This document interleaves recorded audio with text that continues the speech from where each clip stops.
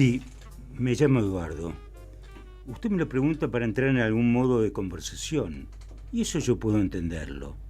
Pero usted hace mucho que me conoce, aunque de lejos, como yo lo conozco a usted, desde la época en que empezó a encontrarse con mi madre, en el café de Larrañaga y Rivera, o en este mismo. No crea que los espiaba, nada de eso.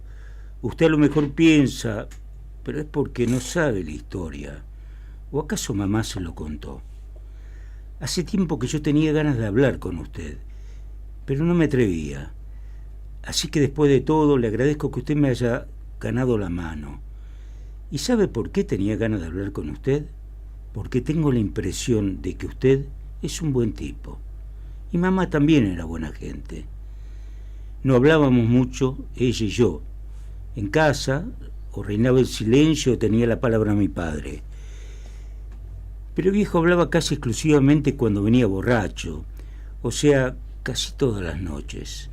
Y entonces, más bien gritaba, no hablaba. Los tres le teníamos miedo.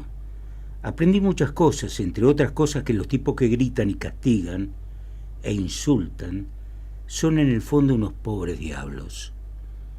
Pero entonces yo era mucho más chico y no lo sabía. Mirta no lo sabe siquiera ahora, pero ella es 3 años menor que yo. Y sé que a veces en la noche se despierta llorando.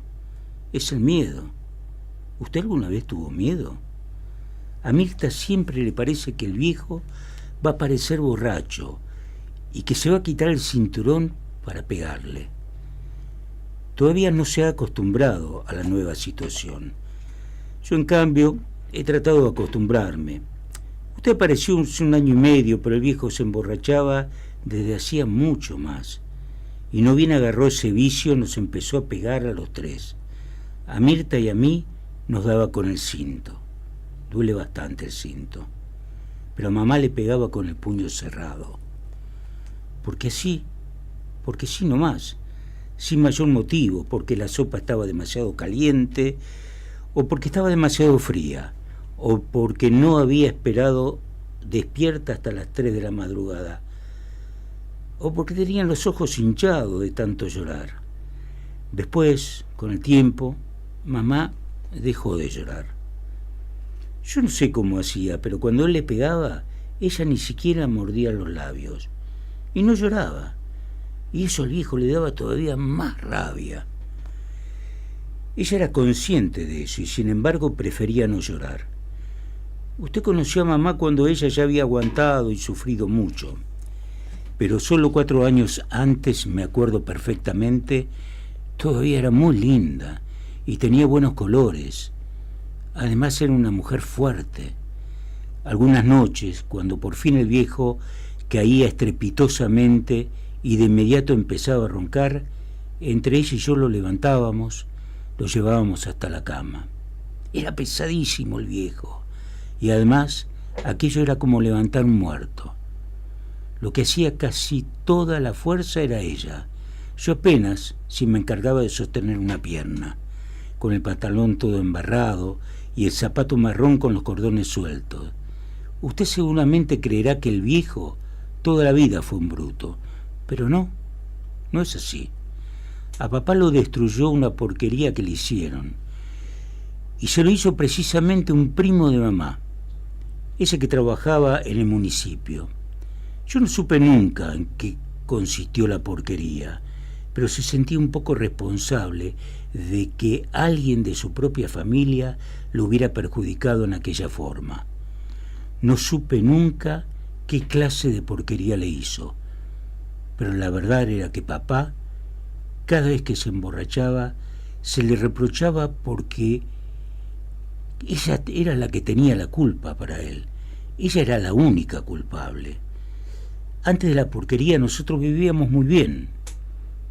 No en cuanto a plata, porque tanto yo como mi hermana nacimos en el mismo apartamento, casi un conventillo, junto a Villa Dolores. El sueldo de papá nunca alcanzó para nada y mamá siempre tuvo que hacer milagro para darnos de comer y comprarnos de vez en cuando alguna tricota o algún par de alpargatas. Hace muchos días Hubo muchos días en que pasábamos hambre, si viera qué feo que es pasar hambre. Pero en esa época, por lo menos había paz. El viejo no se emborrachaba ni nos pegaba. A veces hasta nos levantaba y nos llevaba a la matiné. Algún raro domingo en que había plata, yo creo que ellos nunca se quisieron demasiado, eran muy distintos, aún antes de la porquería, cuando papá todavía no tomaba. Yo era un tipo bastante alunado, a veces se levantaba al mediodía y no le hablaba a nadie, pero por lo menos no nos pegaba ni le insultaba a mamá. Ojalá hubiera seguido así toda la vida.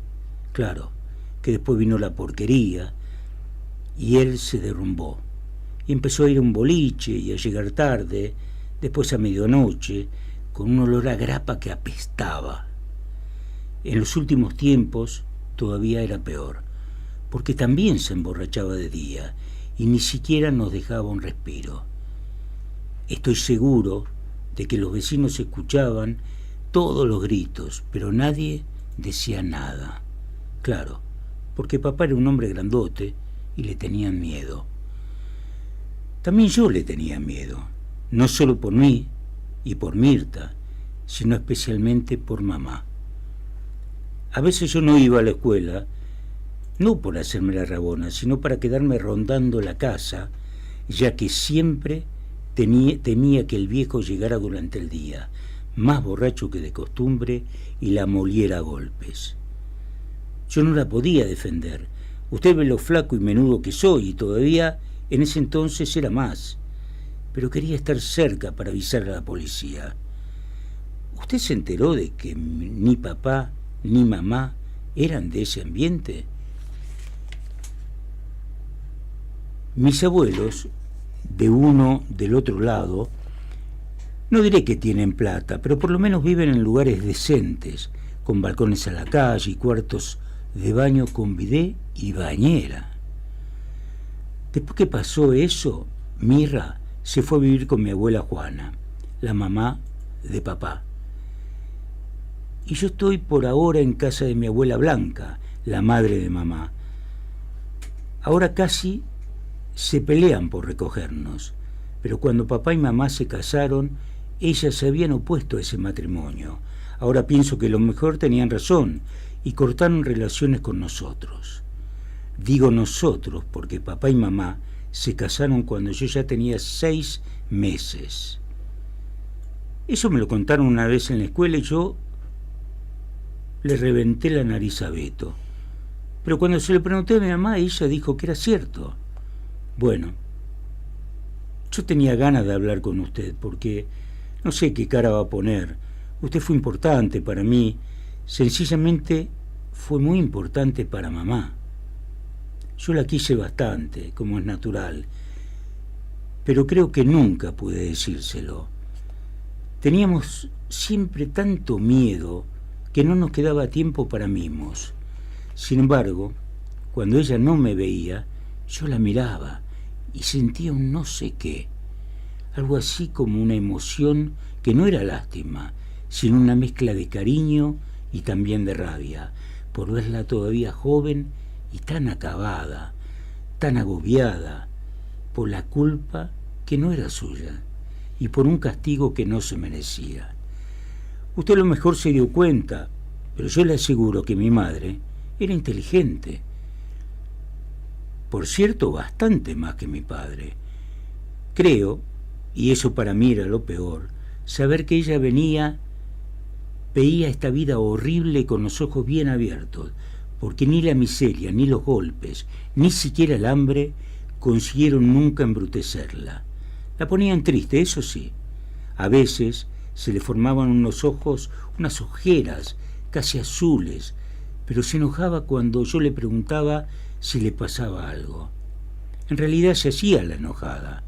Nunca la vi realmente mala conmigo, ni con nadie.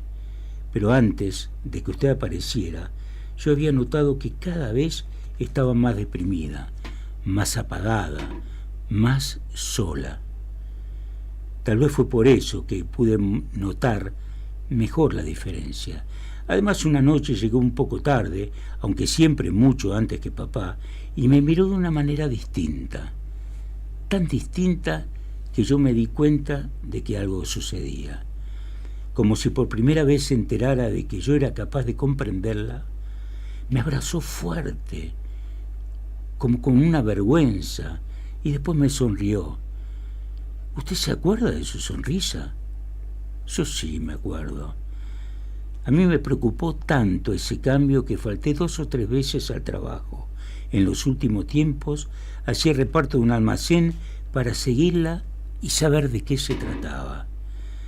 Fue entonces que la vi, a usted y a ella. Yo también me quedé contento. La gente puede pensar que yo soy un desalmado, y quizá no esté bien eso de haberme alegrado porque mi madre engañaba a mi padre. Puedo pensarlo. Por eso nunca lo digo. Con usted distinto. Usted la quería, y eso para mí fue algo muy, pero muy fuerte. Porque ella se merecía que la quisieran. Usted la quería, ¿verdad que sí? ¿Verdad que la quería? Yo lo vi muchas veces y estoy casi seguro. Claro, que el viejo también trató de comprenderlo. Es difícil, pero trató. Nunca lo pude odiar, ¿me entiende? Será porque, pese a lo que hizo, sigue siendo mi padre. Cuando me pegaba a Mirta y a mí, o cuando arremetía contra mamá, en medio de mi terror, yo sentía lástima. Lástima por él, por ella, por Mirta, por mí. También la siento ahora que él ha matado a mamá, y quién sabe por cuánto tiempo estará preso. Al principio no quería que yo fuese, pero hace por lo menos un mes que voy a visitarlo a Miguelete y acepta verme. Me resulta extraño verlo en natural, quiero decir, sin encontrarlo borracho. Me mira y la mayoría de las veces no me dice nada. Yo creo que cuando salga ya no me va a pegar. Además yo seré un hombre. A lo mejor me habré casado y hasta tendré hijos. Pero yo a mis hijos no les pegaré. ¿No le parece? Además estoy seguro de que papá no habría hecho lo mismo si no hubiera estado tan borracho. ¿O usted cree lo contrario? ¿Usted cree que de todos modos hubiera matado a mamá esa tarde en que, por seguirme y castigarme a mí, dio finalmente con ustedes dos? No me parece. Fíjese que usted no le hizo nada. Solo más tarde, cuando tomó más grapa que de costumbre, fue que arremetió contra mamá. Yo pienso que en otras condiciones él habría comprendido a mamá y sabría que mamá necesitaba cariño, simpatía, y que él en cambio solo le había dado golpes. Porque mamá era muy buena. Usted debe saberlo tan bien como yo. Por eso, hace un rato, cuando usted se me acercó y me invitó a tomar un capuchino con tostadas, aquí, en el mismo café donde se citaba con ella, yo sentí que tenía que contarle todo esto. A lo mejor usted no lo sabía, o sabía una parte, porque mamá era muy callada, y sobre todo no le gustaba hablar de sí misma. Ahora estoy seguro de que hice bien, porque usted está llorando, y ya que mamá está muerta, eso es algo como un premio para ella, que no lloraba nunca. Gracias, papi.